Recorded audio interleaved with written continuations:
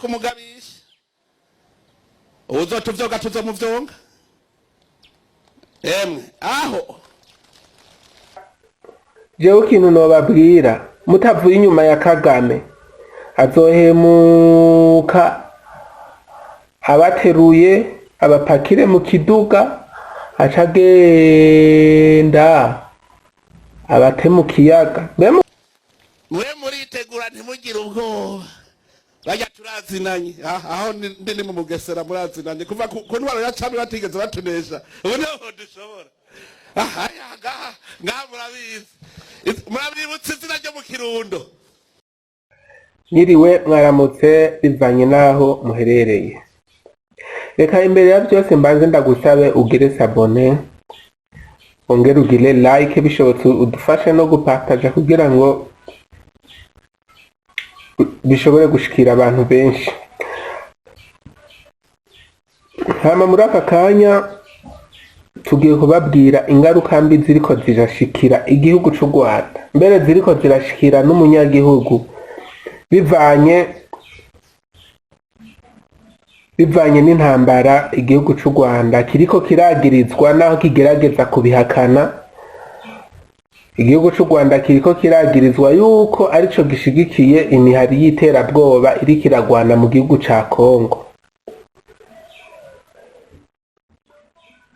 Kugeza uyu mwanya rero intambara yarabaye ndanse mu gihugu ca Kongo, kandi ntiteze guhagarara vuba bitewe nuko igihugu c'u Rwanda cabishizemo kuboko, kandi igihugu c'u Rwanda rero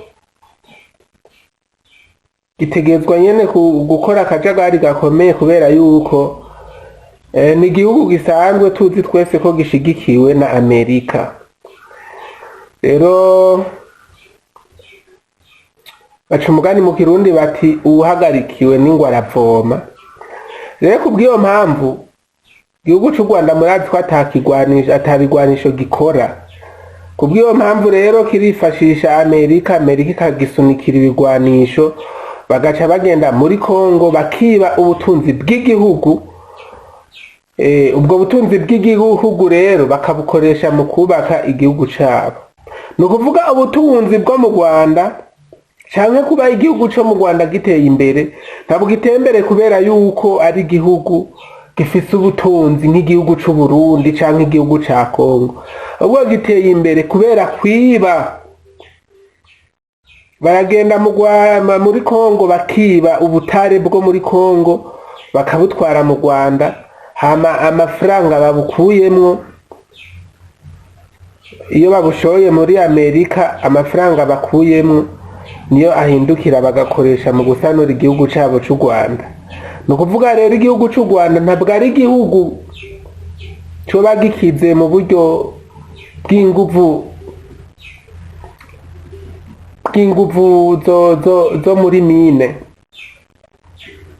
energie minière, ntabwo gikize. Ni igihugu kiri simple, ni igihugu gisanzwe nk'ibindi byose. Mbere byanagakwiye ko igihugu c'u Rwanda kiba arico gihugu ca nyuma gikenye, ariko kubera yuko gifise politike yo gutera ibindi bihugu kikagenda kigiye kubyiba, kikarondera andi motife ya mbere igihugu c'u Rwanda gikunze kwitwaza ni motife ya genocide.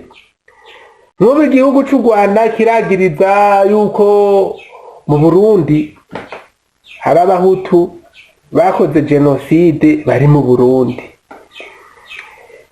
Ivyo rero birashobora kuba impamvu. Igihugu c'u Rwanda carigeze gushaka kwigarurira agasozi kitwa Sabanegwa, kari aho bitwa Busiga impande ya Kanyaro. Aho usanga ari ubutunzi bari bahabonye. Rero igihugu c'u Rwanda gifise strategy nyinshi gikoresha kugira ngo ciyorobeke ku bantu hama kibakorera ikibi. Rero ibi rero nivyo biriko biratuma haduka intambara hagati yabo na Kongo. Rero Kongo yahise ifata ingingo, ibihano. Igihano ca mbere yatanguye gufata cari co guhagarika kampani yabo ya Urwanda. ko idasubira gukorera mu gihugu ca Kongo. Ivyo igihugu carabineguye, sinovuga ngo carabineguye ahubwo carabisuzuguye, kuko iyo ngingo Kongo nawe yayifashe ntabwo byabujije yuko indege y'u Rwanda ca kompanyi z'u Rwanda zibandanya zikorana na Kongo.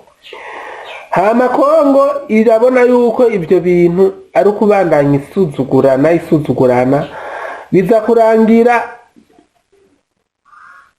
igunduye neza na neza ko u Rwanda wihetse inyuma ya M23, ari naho bakura n'ibigwanisho kugira bashobore gutera Kongo. Rero Kongo kugwanira muri Kongo canke intambara yo muri Kongo ntabwo iva ku banyagihugu bo muri Kongo. Intambara yo muri Kongo iva ko Paul Kagame yiyemeje kuza ari bubutare mu bihugu bibaye Kongo, Uburundi cane kuko nivyo bihugu biriko birigaragaza ko birimwo ubutare bwinshi ngaha muri East Africa. Rero Paul Kagame iyo plan yarayikoze kandi yarakunze, murabona ni nayo mpamvu igihugu ca Kongo giteye imbere. Mugabo kuva aho bafata ingingo yo guhagarikira indege, hari ibibazo vyaciye vyaduka nk'ibibazo vy'ingenzi, nta ngenzi zikiboneka muri Kongo, amahoteli ntakironka abakiri mu Rwanda nta ngenzi zijayo. Ibintu bijanye n'urudandazwa ari byo baja kurangura muri Kongo canke ibyo bashora muri Kongo ubu byarahagaze. No kuvuga igihugu c'u Rwanda mu bintu bijanye na ekonomi canke n'ubutunzi ntabwo vyifashe neza. Leta y'u Rwanda rero yakoresheje gukoresha iri tangazo ririmwo amayeri y'ubwenge kugira ngo abanyarwanda ntibagire ubwoba mu gihe izo ngingo zoba ziriko zirafatwa. Ubwo rwandiko rero reka ndarubasomere. Ubwo rwandiko rero rukagaragaza ingaruka igira kabiri, kuko ingaruka ya mbere nuko indege zahagaritswe. Ingaruka igira kabiri ni bidandazwa biduga bikazimba, abanyagihugu nabo bakabura amafaranga. Muri ico gihe haca haduka rero ubukene mu banyagihugu. Leta y'u Rwanda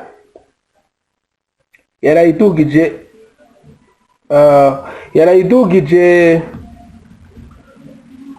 bavyitwa imisoro, ariko mu Kirundi n'amakori. Yarayidugije rero amakori ku bidandazwa byose byinshi bitandukanye bidandazwa muri ico gihugu. Ryatangwa rivuga ngo u Rwanda rwateye intambwe ishimishije mu myaka 30 ishize bishingiye ku bushobozi bwatowe mu mikoro yaturutse imbere mu gihugu no hanze y'igihugu. U Rwanda ruzokomeza kuzamura ubukungu canke ubutunzi no guteza imbere imibereho myiza y'abanyarwanda biciye mu kongera ubushobozi bwo gushira mu bikorwa gahunda ya kabiri y'igihugu yo kwihutisha iterambere.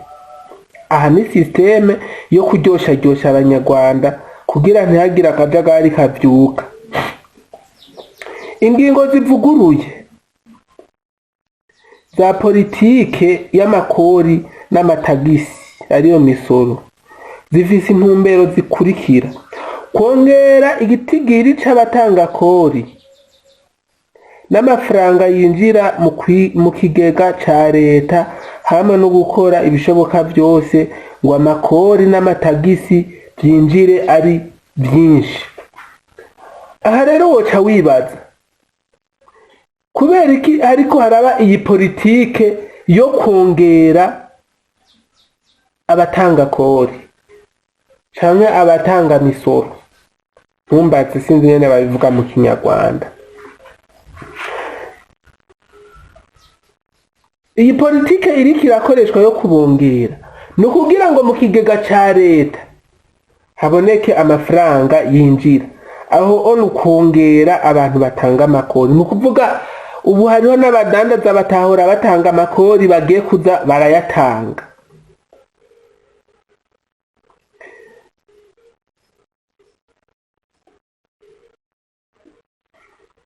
kongera ubudahangarwa bw'ubutunzi no guteza imbere ukwigira. Ikintu cyo kwigira ngira no kwishira no kwizana ntumbaze. Naho babivuga ngo nukongera ubudahangarwa bw'ubutunzi, iwombwira ko igihugu cy'u Rwanda rero ubutunzi bwaho budafise ubudahangarwa. Ahantu harimwo akajambo. Nukuvuga ahubwo ni inzira zo kugira abaronka ingene igihugu cyabo ni igihombe kubera cyamaze gufatirwa ibihano. Korohereza abatanga kori no kubafasha ku nshingano zabo. Baborohereza gute? Kandi n'ubundi bariko barabadugirizako. Aha wo kwibaza ibibazo byinshi ugaca ubona yuko igihugu cy'u Rwanda cyamaze kudabangana, ahubwo mbere Kagame acunge neza mu minsi iri imbere abanyarwanda ntibazosubira no kumutora. Rero hari ibintu byahindutse mu bikoresho byifashishwa mu kwisiga no mu kwiyambiza. Ibi ntibyahora bitangirwa amakori, none ubu bigiye kuza biratangirwa amakori angana n'ibice 15 kwijana. 15% n'amahera menshi. Kubijanye n'ingendeshwa nta bintu byinshi bo babyitwa ngo ni ibinyabiziga, nta bintu byinshi ngaha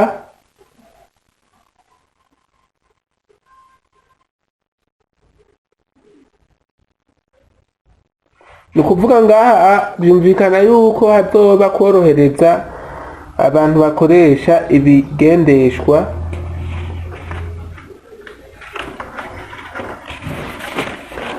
amahoro yo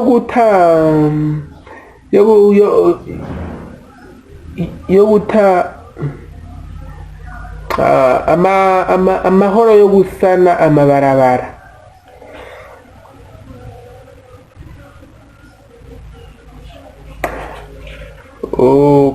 No kuvuga ngo aha bisaba yuko amahera bahora bakoresha gukora amabarabara ngo yavuye ku mafaranga 115 y'u Rwanda ashigwa ku bice 15 kwijana by'ibiciro ugejeje kuri ku mupaka. No kuvuga ngo ajya amafaranga bariha bageze kuri boda, ajya amafaranga yakuye ngo kuri 15 fragwa aja kuri 15%. No kuvuga nkaha ibi badugije ikori ryabyo. Amakori ku nyungu ziva kuri telefone zigendanwa leta izokomeza korohereza abanyagihugu ngo bazironke byoroshe, kuko ngo bashikanye u Rwanda mu iterambere ry'ikoranabuhanga kuva 2010. Ibi rero niko bizoba bimeze no ku bintu by'ivyuma bya technology by'ikoranabuhanga. Amahoro ku bukerarugendo, ni ukuvuga umuntu wese afise hoteli icumba kimwe azokirihira ibice 3 kwijana kuyo ihoteli ipangishwa. Ni ukuvuga namba harimwo ivyumba 10 hama bikaba bivara ibihumbi 100 by'amanyarwanda, umuriyoni w'amanyarwanda. Ni ukuvuga hazoba hariho ibice 3 kwijana, hazoba hariko ibice 3 kwijana. Ni ukuvuga azoba ari nk'ibihumbi 300, ibihumbi 300 bizoja mu kigega ca leta. Ni ukuvuga babadugirije. Aha ntihahora hari iki kibazo co gutanga imisoro ku vyumba. Amakori ku modoka zunguruza abantu azongerezwa. Ni ukuvuga ku modoka zunguruza abantu amakori azokongerezwa.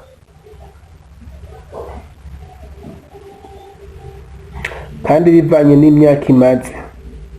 Imodoka ifise imyaka 3 izoriha ibice 5 kwijana, ifise imyaka 4 gushika ku myaka 7 izoriha ibice 10 kwijana, ifise imyaka 8 kuduga izoriha ibice 15 kwijana. Ariko imodoka zikoresha umuyaga nkuba zizokubahirizwa. Amakori kw'itabi azova ku bice 130 agere kuri 230. Kw'ipaki y'itabi no kuvuga azova ku 130 aje ku 230. No kuvuga ngo ahatswe kuduga inshuro 2 kuyo bahora bariha kw'ipaki y'itabi. Hongegwe ko ibice 36 kw'itabi rigurishwa ukwaryo. Amakori kubiboreza azova ku bice 60 kwijana agere ku bice 65 kwijana ku giciro c'uruganda. Amakori ku makarita y'amayinite yo guhamagara azova ku bice 10 kwijana aje kuri 15% d'entoise. Ibi bizofasha kugera ku iterambere. Amakori ku mikino y'amahigwe ibice 13 gushika kuri 40 kwijana. Nk'ibi ntibyahora bitanga amakori. Ibi rero nivyo bintu nashaka kubabwira, nivyo bintu bikomeye cyane nashaka kubabwira. Abanyarwanda mucunge neza, igihugu canyu kigiye gukena. Mwe mwahora muvuga ngo igihugu c'u Burundi kirakenye, ubu rero mugiye kubibona ingene gikenye. Amanyama mu Rwanda mufise amuyumvira yuko ukubadugije ibintu by'amakori ku bintu niko n'amabeyi yavyo azoca aduka. Twe ngaha mu Burundi twarabimenyereye, kubera mu Burundi turya ibyo twirondereye. Ukaguma wumva iparara ngo igihugu c'u Burundi kirakenye, ngo igihugu ngo nigiteye imbere, ngo ngurabe mu Rwanda, kumbe utwenga suneba ugasuneba nkawe. Utwenga suneba ugasuneba nkawe. Abanyarwanda jewe ikintu nobabwira, mutavuye inyuma ya Kagame azohemuka abateruye abapakire mu kiduga, acagenda abate mu kiyaga.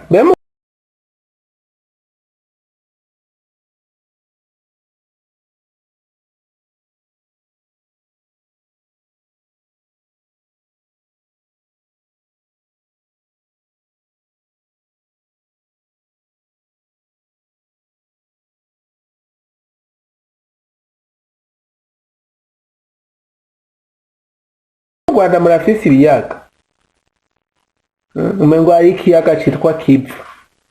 Ashazobasuka mu kiyaga mwese citwa Kivu, ahejeje ace yiha sumu acapfa, kubera yuko Kagame arafise ubugome, afise ubugome mw'ibanga ryiwe, arafise ubugome. Amaraso y'abakongomani yirirwa aramena, amaraso y'abasirikare b'abarundi yirirwa aramena. Narindire Paul Kagame azohura n'ingorane. Burya Imana ntivyinishwa. Abahutu benshi yarabishe, n'abatutsi benshi batari bashigikiye iyo ngendo yo kuguma yica abantu abagiriza ngo bakoze genocide canke ngo bafise ingengabitekerezo ya genocide. Yarabishe, Imana irihorera. Mugabo ubu rero akiwe kageze ku ndunduro, agahirahira agasotora igihugu c'u Rwanda. Perezida mwarumvise ibyo yarayabwiye abanyabusoni, abanyabugesera, abanyakirundo muri rusange, kandi yarababwiye yuko n'umuntu azoba ari nyanzarake azoza mu Kirundo aje guhangana na Kagame.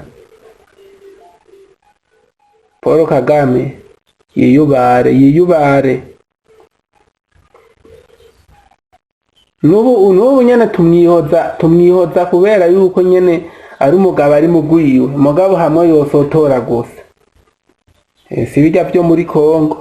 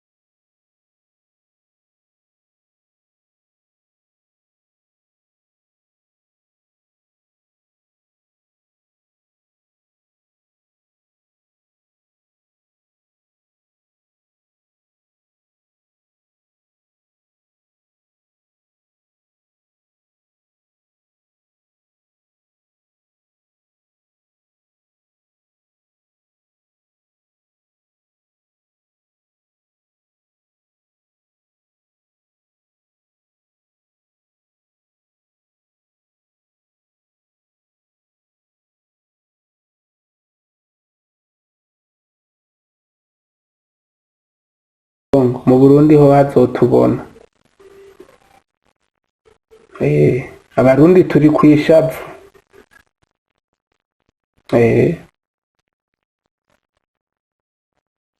hazogera igihe abure shinge na rugero kadashaka kuja ku meza y'ibiganiro kadashaka guhagarika ivyo bintu vyo gushigikira M23 atabihagaritse azobona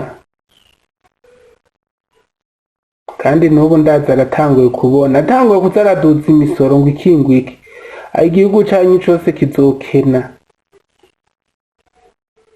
ahubwo abanyagihugu mwinjire mu ngorane inzara ibatere gusumvya niyo mwari mufise ko burya umuntu arinze aja kwiba ntaba ahaze abashonje ahubwo gusa yarabuze amaboko yo gukora abahize nico yokora akakibura agahitamwo kwica abanyagihugu amaraso y'inzirakarengane ivyo bizomukurikirana narindire